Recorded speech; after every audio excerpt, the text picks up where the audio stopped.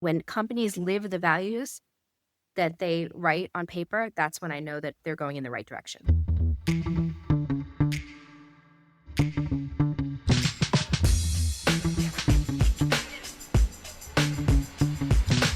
Hello to you. It's Relationships at Work, a leadership podcast helping you build workplace connection, improve culture, and avoid blind spots.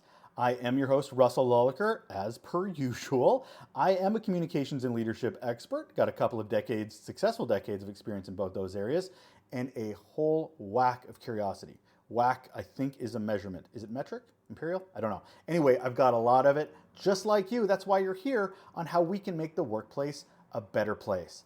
This puts an end to our four-part conversation on belonging with Dr. Beth Kaplan. We kicked off Monday with clarity, definitions. Tuesday was all about relationship with ourselves and belonging. Yesterday, what does it look like when we interact with our teams? What does it look like when they need to understand what belonging looks like? How do we communicate that? So we got into that yesterday. Today's, well, it's the stuff we can't always control. It's the larger culture over the organization, the values of the organization, the things that inform us. But we still have to be aware because it impacts us, it impacts our team. And if we're going to lead in these environments, especially when it comes to belonging, we need to understand them. So this is always a great way to sort of put an end, finishing piece on our conversations. So thank you again for joining us, and enjoy the chat.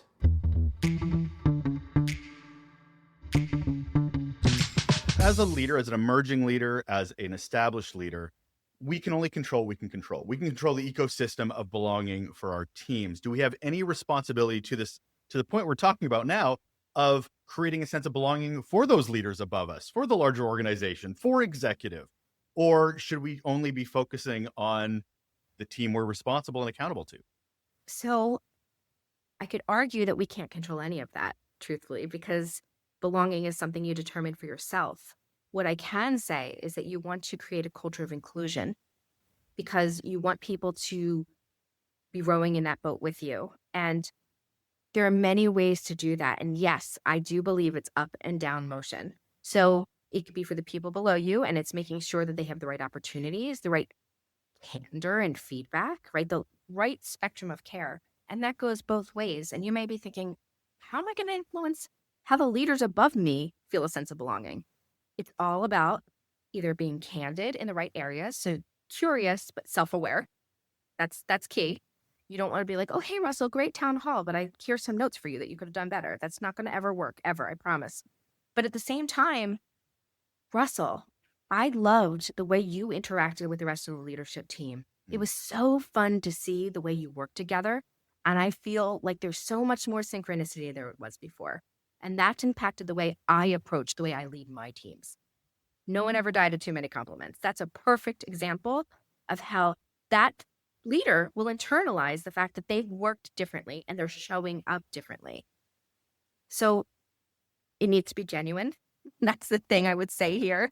And at the same time, just like I said, it's important to start giving that bi-directional learning and leadership back and forth. If you're a leader, you don't even have to be. You can be an individual employee contributor, right? But I would say it's bi-directional for sure. You can't control it, but you can provide more inclusion. Where's HR in all this? Oh, good one.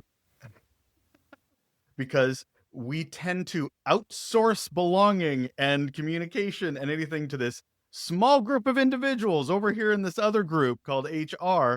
So what's our belonging strategy, HR? You all belong here. That's the strategy, right? I mean, it's not even creative at this point. It's just you belong here, which is bad because that makes it performative, right? And then people start to say, oh, wait, but I don't feel like that. Is there something wrong with me? And I feel bad for HR in that sense because a lot of times they are responsible for the programmatization. But if you're in HR, your best way to make it real is by doing it through the leadership. People look through their leaders in times of change, and they look to HR when it comes to more of the liabilities or the rule following. And most of people in HR got into it for the hard work, as we've said before, but it's become such hard work. I feel for HR. I feel like there's so much compassion fatigue that happens for them. So I think that they are important contributors, and they're the ones that really safeguard the mission and the safety of our cultures. at the same time, it's best when they leave it to the leaders to really bring home that feeling of inclusion and to get the gut check of belonging on their teams. And why that's especially important is because most of the time, we don't give that gut check to our leaders until we're leaving. If someone is coming to you and saying, I'm not sure I feel like I belong here, I can guarantee that that's most likely the intro to your exit interview with them instead of what it should be, which is your stay interviews. Why do you want to be here? What do you like? What could we do better? So if you're in HR, you can do those stay interviews. If you're a leader, you can do them. But do not wait for the language to come to you. Most people do not have the language around their emotions at work, and especially not their sense of belonging. I love that you brought up the stay interviews. The thing is if you want belonging in the DNA of your organization, we can't treat onboarding as a one-off and then maybe do an exit interview and nothing in between. Right. So, I mean, I've even put together a holistic interview process, and I like calling them thrive interviews, not stay interviews, because we don't want people just to stay. We need Yeah. them to actually grow Right. Yes. and but we do stay interviews are more performance reviews. Mm. They're not, do you feel a sense of belonging? How am I communicating? Like, it's not a humanity thing. It's a, did you create the widget when I wanted the widget? Right. Yeah. But when we do stay interviews or thrive interviews, they're not connected to onboarding, and exit interviews are not connected to those journey interviews. Right. And it's a holistic conversation. But Yeah. to your point, we don't do that, because then we have we don't have the canary in a coal mine. By the time somebody leaves, we're like, oh, well, now we need to do something. Why don't you do them while they're still here and they may stay? Right. And here's the thing. Most of our exit interviews and our stay interviews focus around the company. Okay. So spoiler alert, workers these days are not necessarily only charging to your mission. They have their own missions. So what you need to do in your stay interviews, any of your interviews, you need to understand how to meet your employees where they are at. That should be the purpose of those interviews right then and there. What is the benefit to belonging when it comes to organizational change? Because I love we talk about change management, and I'm like, but if change is always happening, how are you managing? Because it's not like Yeah. ends. We are in such a world of constant change. I feel Yeah. like belonging has a place here. So people look to their leaders in times of change. And I think most of the focus has been around what happens when people feel a strong sense of belonging. Unfortunately, employees who feel excluded are 50 more times likely to leave than those that feel a strong sense of belonging. That's an important thing to note there. So people with true belonging, while we don't want to ignore the people that look like they're doing fine in the workplace, they typically are the ones that are going to tell you when you're going to feel it. They're the ones that are not going to be sacrificing who they are to do it as well. What we want to do is really start looking at the people that are a little too quiet, the people that are yesing you to death in meetings. That's another one. I recently had someone say to me, hey, Beth, I ran this meeting. I was talking about belonging. I was so excited. And everyone was like, oh my God, yeah. I'm like, great. What happened afterwards? They're like, nothing. They all agreed. I was like, oh, did they give a lot of yeses and head nods? Yeah. I'm like, that's where you want to stop right there, because you do need to really think about what needs to change. Okay. And course correction is welcome to most people. No one wants to stay stagnant. No one wants to be in that place. So to wrap up our conversation, if Yes. any emerging leader, or established leader is listening to this and they're like, okay, great, I need to focus more on belonging, or even if I do focus on it, I need to double down a bit. Is there sort of a thing you would recommend somebody starting tomorrow, if they were just going to dip their toe into getting a better sense of belonging and taking the right steps forward? What is that first step? Well, I want to tell you and plug my book that it's to read before you leave the workplace. Obviously.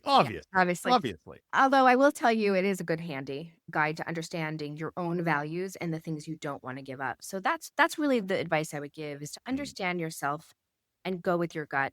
People know whether they belong in a place within the first 7 seconds. And by the way, some people say it's 3 seconds. So go with your gut. There's always that time where you join an organization and you're excited to be there. And then this first second that something's not aligning, you need to see whether or not that is something that's going to impact your belonging journey. Is it something I can live with, or is it something that compromises who I am? So focus not just on the physical safety of the work environment, the mental safety, and protecting your peace. That's the recommendation I would give early on. I think that's a fantastic place to leave it. Thank you so much for your time today, Beth. Thank you so much for having me. That is Dr. Beth Kaplan. She's a keynote speaker, researcher, executive coach, and author. And pick up her book. It's a good one, especially if you want to get into this belonging thing that everybody's craving for. Braving the workplace, belonging at the breaking point. Have a great day, Beth. Thank you so much for spending your time with us. Thank you. That's it. Off. You're the best. Thank you. Thank you so much, Dr. Beth Kaplan, for being here, sharing your insights, your experience on belonging. My brain's a little bit bigger. This is Relationships at Work, a leadership podcast helping you build workplace connection, improve culture, and avoid blind spots. I'm your host, Russell Lulliker. Thank you so much once again for joining us. If you've enjoyed the show and you want a little bit more, a little bit extra, have you checked out our newsletter? Because we have one. It's pretty good. You can sign up for the email version. Just go to russelllulliker.com at the top. It's got free newsletter. Just sign up and it'll be in your email inbox every week. If you want to go the LinkedIn route, it doesn't have all the resources in the LinkedIn version that it does in the email one, but it's still really great as a resource if you really want to get up to date on all things relationships at work. It's such a good companion piece to the show. It's my own insights and experiences when it comes to leadership, but it also gives you a sneak peek as to what's coming up on the show over the next week or so. Anyway, if you're curious, it's a nice little extra zhuzh if you want to get French, maybe? Anyway, I will leave it there, and I look forward to talking to you again tomorrow. We'll be continuing our series on Work Human Live. We're going to get talking to Peter Andrew Danzig on inclusion. I'm a big fan of Peter's. I met him last year at Work Human and finally got him on the show. And we had a really nice, fun conversation about the missing ingredients when it comes to inclusion. So I hope you join us for that chat tomorrow. Take care.